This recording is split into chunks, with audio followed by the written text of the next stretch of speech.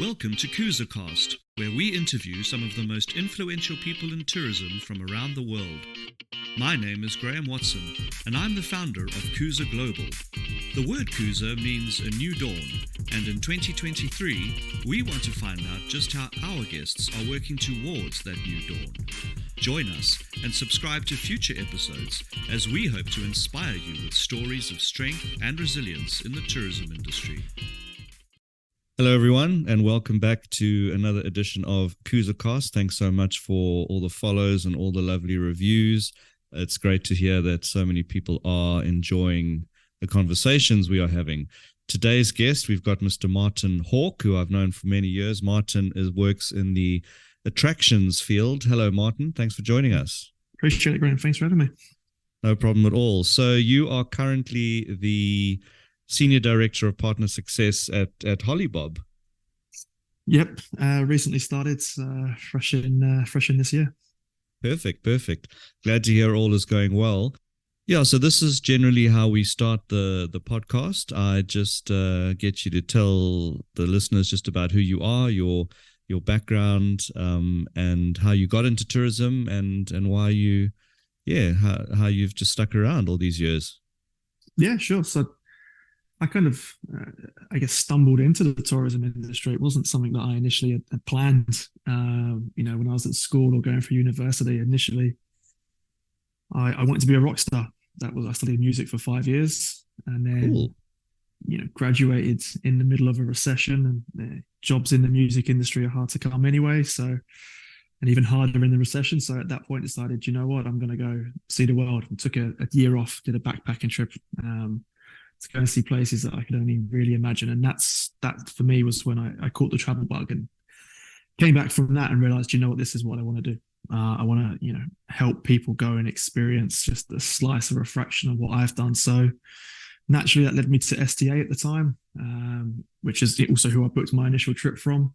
And then, over time worked my way up from there across to kind of Viator, TripAdvisor to where I am now at Holibob. So, couldn't be happier, quite frankly. Perfect. Yeah, so that's an interesting story. So I never realized this, but you're a bit like me in a way. We both started off in the entertainment industry, wanting to be. Well, I wanted to be more a pop star than a rock star. So I always joke around with people that Michael Bublé stole my job, because apparently he also started off. I was a cruise ship singer as well, so he apparently was discovered on a cruise liner. But good luck to all Michael. Yeah, so we pretty happy doing what we do. But yeah, interesting that you booked a trip with STA and then ended up working for them. Yeah. So I mean, just describe some of the things that you've been through. I know that Viator was independent of TripAdvisor, but then while you were working for them, they were bought by TripAdvisor. Is that correct? Pretty much, yeah. So it was as I was going through the interview process, the acquisition happened. So I was one of the first people, so I've been told, that Viator brought on board after the TripAdvisor acquisition. So it was quite an interesting and eye-opening experience to kind of see how a company of Viator's size at the time fitted in within the wider TripAdvisor media group, and how we can interact with various different business units and within the company. So, learned a lot during that period. All right. So for those who don't know what Holibob does, can you just run through, a bit of a background of the company and what your role is there?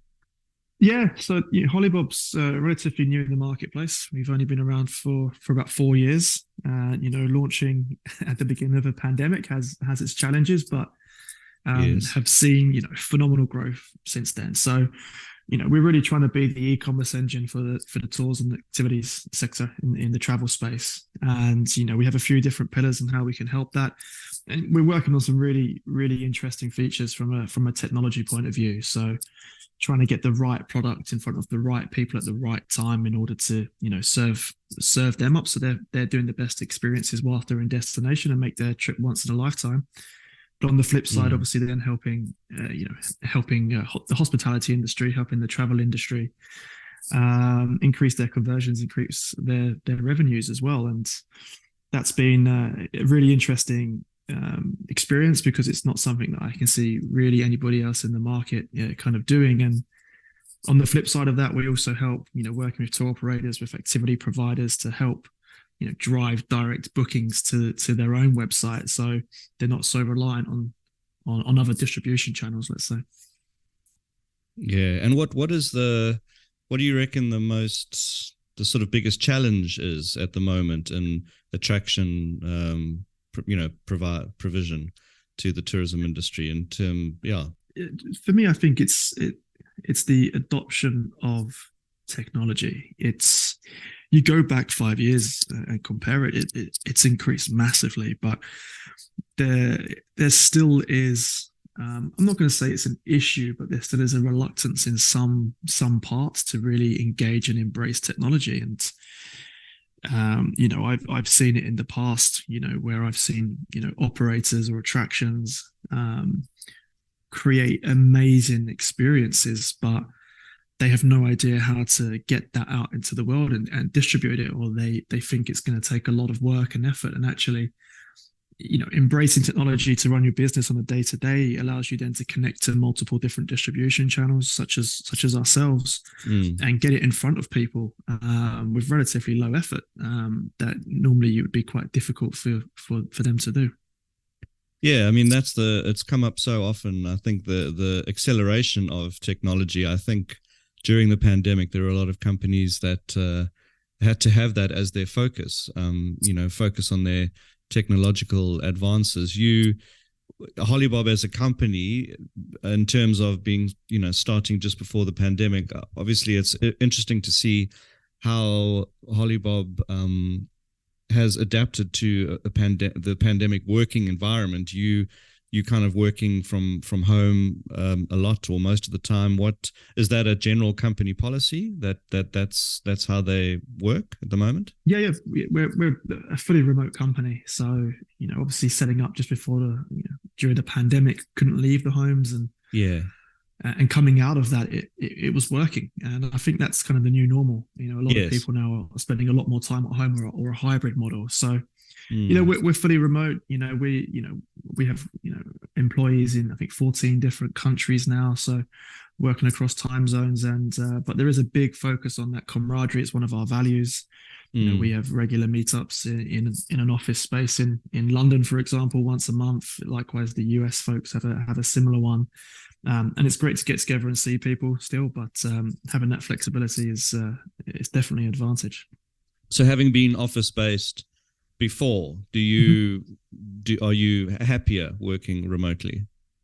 Do you know what? If you had asked me when I was in the office, I probably would have said no. Typically, when I was there, I always struggled to work from home. I got too distracted by everything, and for me, home was a place that wasn't work related, so I struggled to kind of get into that mentality. Whereas now I definitely prefer it. Technology has come so far as well. I can jump on a quick video call with my colleague over on the East Coast quite easily, or the West Coast, and have the same dialogue and achieve the same results. And in a weird roundabout way, actually, I find myself more productive now than I'm doing the office, because I'm not distracting anybody by trying to talk about the football or anything. I can actually get my head down and crack on. No, exactly. I mean, that's always been my point. It's and I've said it in a few other guests. It's I believe productivity will increase because especially with the travel time. If you, I mean, the commuting was just a bit. If you don't need to do it, why? Because that's 2 hours out of your day in most cities around the world. I'm a firm believer in how remote working can increase productivity, because your state of mind, I think your physical health, your mental health, everything, because I think it makes a lot of sense. And also the sick days. I mean, who's going to call in sick when they're working from home? I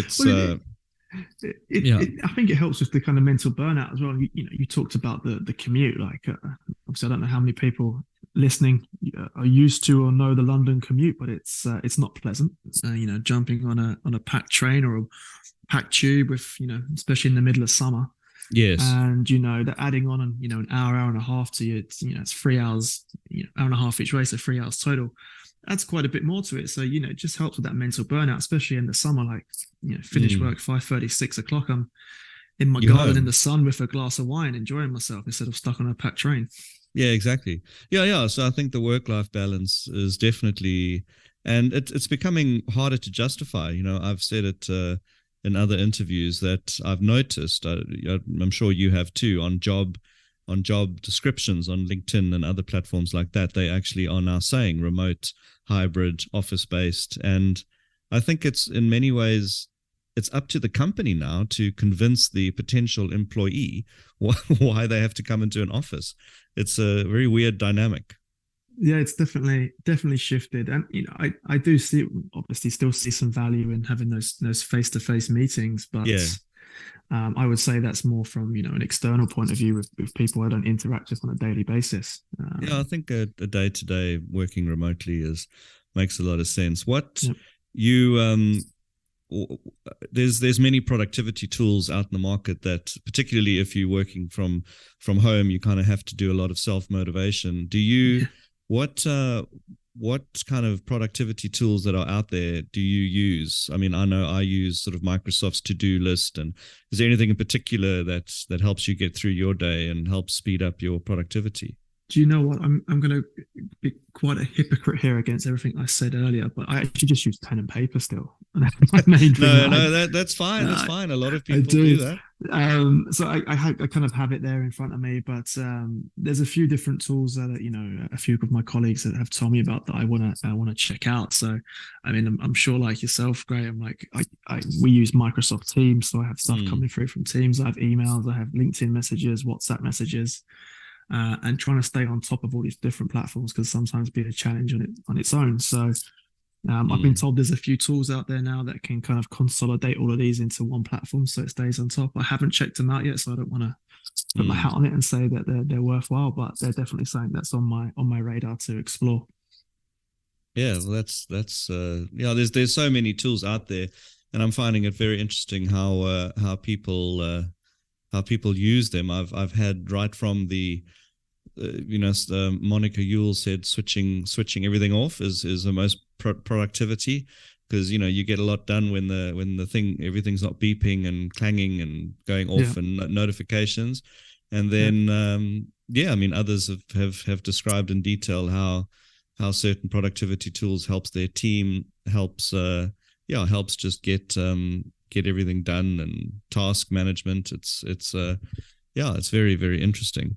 So Yeah. what do you think in the terms of the attraction, in terms of the attraction field, the attraction world? Yep.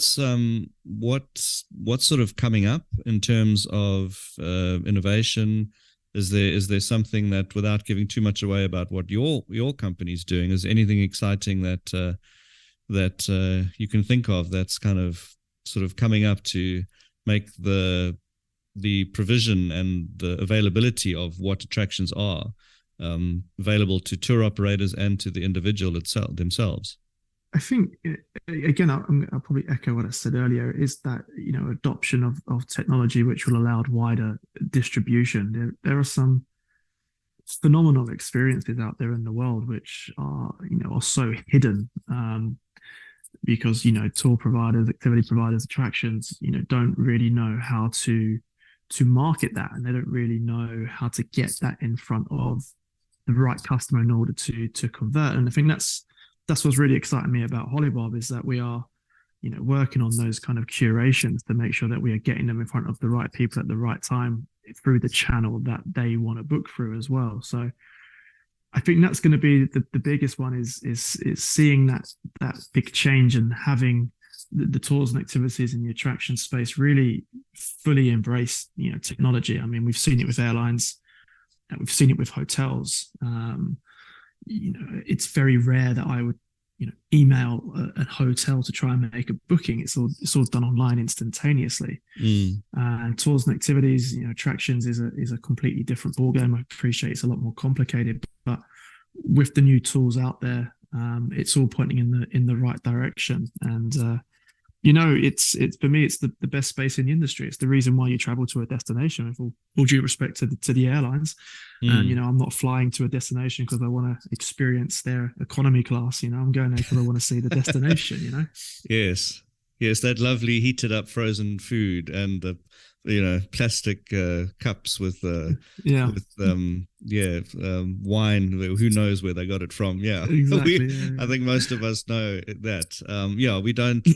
Yeah, the airline is a means to an end. Well, I mean, I suppose the biggest challenge when in the attraction world for me would be the lead time it takes to actually book something while you're in resort. So, I think that that's obviously a lot of focus with companies such as yours is how to get those activity providers to be able to have that booking lead time as little as possible. completely, completely. Yeah, And I think that's what the technology aspect can also assist. The main blockers I've had to working with operators that can't offer like a very short lead time is that they need to go and physically call someone or yes, send an email to check if the restaurant that they're going to or the accommodation that they're staying at is still available. Whereas there is a way that an availability call could go through an API and check it all off at once. yeah, So I think that would help. I mean, there was a big issue. It was a problematic issue that aroused last year with the return of travel. I don't think anyone was really expecting it to bounce back as strongly as it did around Easter time.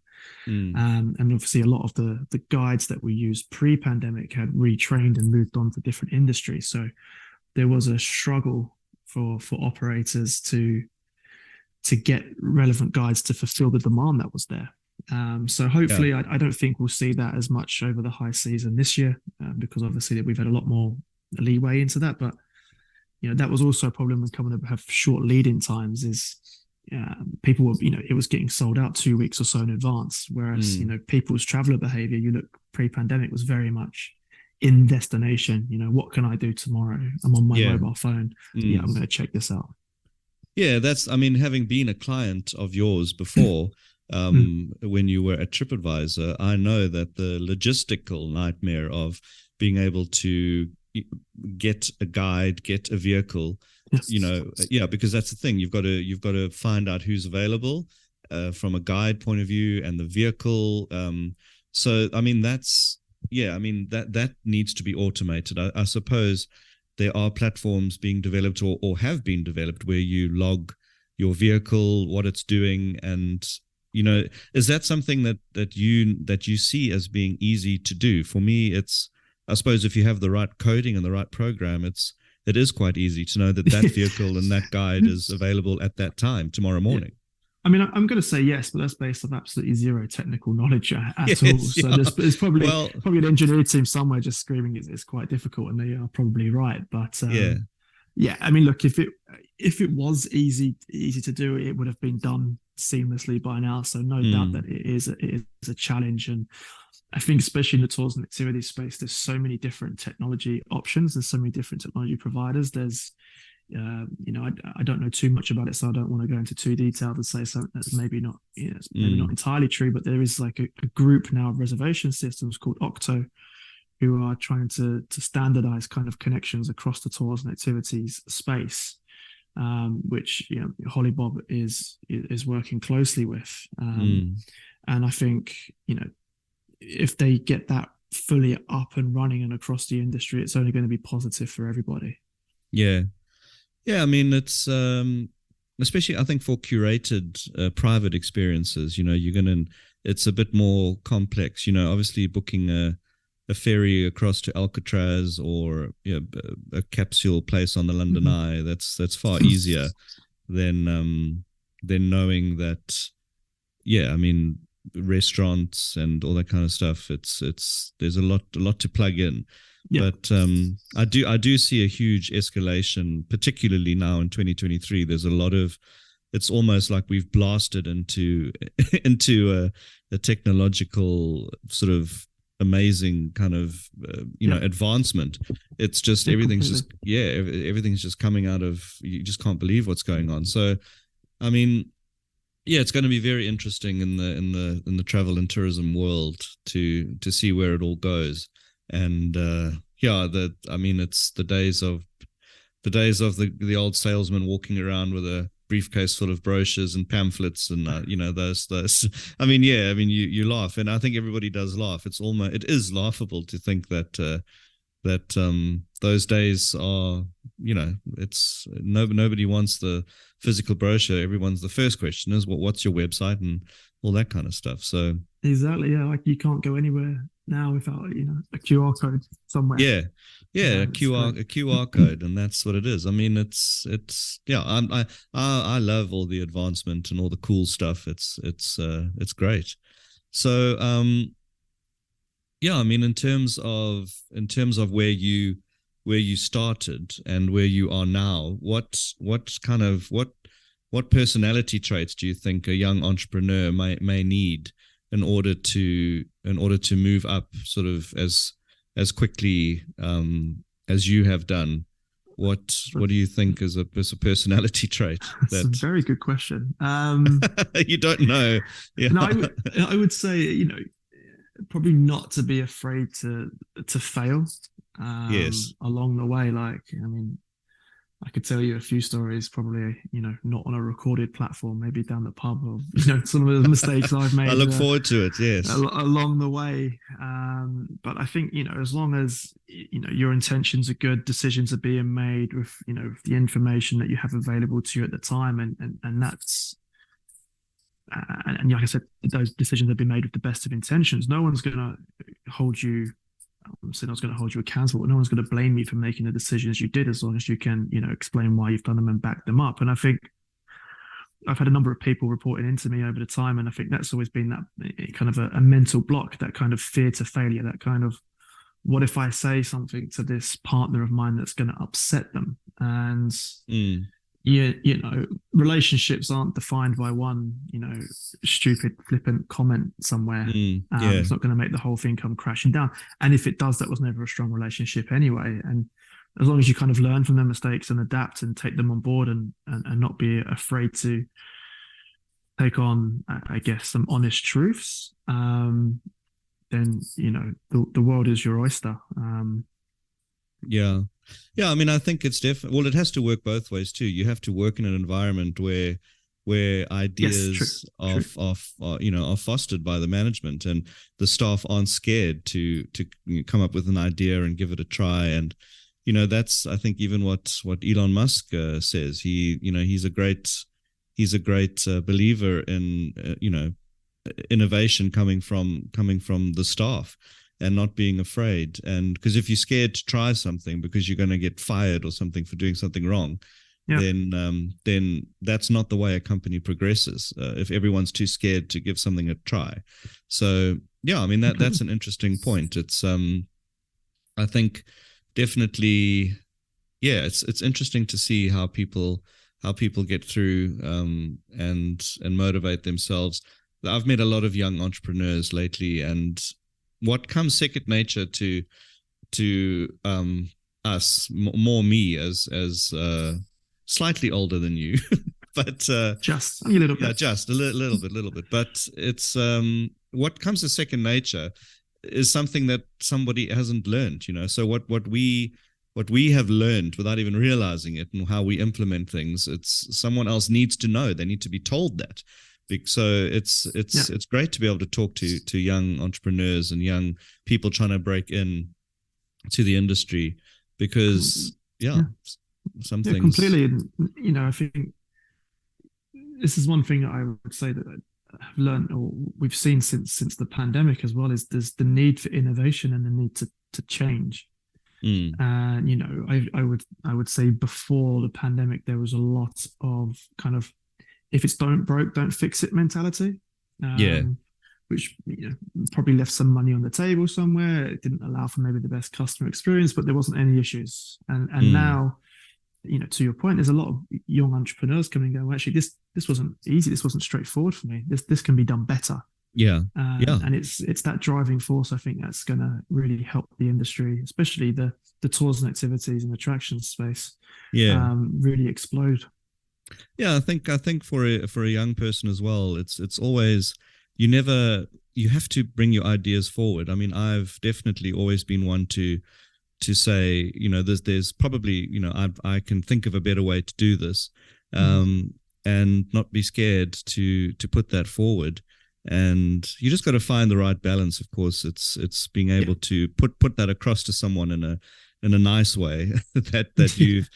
you've something that they've been doing for many many years. You can think, well, hang on, this there's a better way and an easier way to do this. It's But not an you easy conversation at times. Yeah, no, it's completely. not an easy conversation, but it has to be had, and it's all about, yeah, just everybody that shouldn't be scared to have those conversations. So that's an interesting point. What are you, with all the advancements that is happening? Is there Mhm. one thing that you still think that needs to change a lot? Obviously from an attractions point of view, or tourism, or just in the workplace in general. What would you like to see that go forward, and change? I kind of just, go into what we were just chatting about, having more of an open mindedness and being, Mm, embracing, new ideas and new technology. I've seen, especially the technology, the res tech side and all that side of the toiletivity business really quite explode in the last few years. I don't know the exact numbers, but mm, when I started at Vital, there was, to my mind, five or so major players, and now there's, 50 plus in the market. And that's all come about because there was a gap and people were willing to listen and kind of start embracing change. And we're still only scratching the surface on that front. So I mm. would say it is that open mindedness and, again, not having that fear of failure and just being like, I do have a great experience. I want the whole world to come and experience my product in my destination, and I want to get that out there to as many people as possible. Mm. Yeah, embracing that technology and the relevant costs that come with it. At the beginning can potentially seem daunting, but from Yeah. my experience over time, I've got a hell of a lot more, success stories out of it than anything else. Sure. And you've worked a lot with the African market as well, and Yes. obviously Yep. a lot of service providers, that have great ideas, maybe not so much of a cash reserve to invest in getting onto platforms. How does, I mean, is Holibob a place where someone with an activity can maybe approach a member of your team and say, I have this activity, this is what we do, how do I get on your platform, or is that how it would work? It depends on kind of what you want us to do for us. So the main way that we work with operators now is that we really help and flesh out and build their digital strategy. So a lot of the Holibob team are kind of ex-Vital, so we know what converts online, we know how to sell online, and we know how to get that in front of people. So you could be an operator, let's just say out of Cape Town, that really wants to increase their direct bookings. You'll come to us, we'll do kind of a deep dive into your brand. We'll kind of look at your website, potentially even build you a new one or focus on that. And if we need to help it convert, we've Mm, got a content team to help kind of rewrite that and really make it SEO optimized and help you kind of get in front of the right consumers at the time, without spending an absolute fortune to do so with relatively low kind of overhead. So mm. we have a whole team for that, and we have a dedicated supply team as well. So if you're using a technology provider, which I strongly recommend, that will also allow us to potentially help distribute your product into channels that you wouldn't necessarily get into. Perfect. So then how would somebody like that get in touch with Holibob? Who's the best team to, I mean, what email address or website can they go to have a look if they're You can go to holibob.tech. There is a form that you can complete, which goes to my colleagues. Happy for people to reach out to me directly, and I can put them in touch with the team if that's easier as well. okay, yeah, sounds great. Um so holibob.tech. So that's HOLIBOB.tech. Yes. All right, thanks. Correct. Thanks so much for your time, Martin. I think for any attraction providers out there, for anybody who's got some great products, some great ideas, I think it's a good way, to get that international exposure and to get people to experience their product, and of course, working with the local DMCs as well to get the destination management companies to hear about their product and get it on their books too. So yeah, it's all a very For sure. interesting chain. Yeah. For sure. All right. Thanks, Mont. Thanks for your time. I'll let you know when this goes out, and all the best. And we will catch up face to face soon. Thanks very much. For sure. Appreciate it. And yeah, thanks for having me. No problem. Thanks, Martin. Bye. Cheers, mate. Bye. Bye. Thanks for tuning into CruiserCast, where we explore the world of tourism with leaders from all corners of the globe. Join me, Graham Watson, for future episodes as we dive into the latest trends and insights from the industry. Don't forget to subscribe and leave a rating, and we'll see you next time on CruiserCast.